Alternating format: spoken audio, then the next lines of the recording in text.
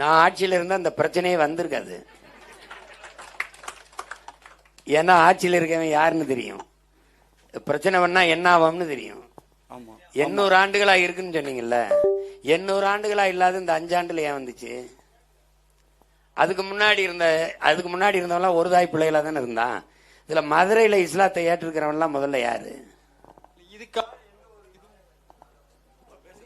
Hello, இதுக்கான எந்த இல்ல கொடுங்க, அவருக்கு ஒரு நல்ல ஒளி வாங்கி கொடுங்க. இதுக்கான எந்த ஒரு நாம் தமிழர் கட்சியில இருந்து வரவே இல்லை. அதுக்கு என்னென்ன காரணம்?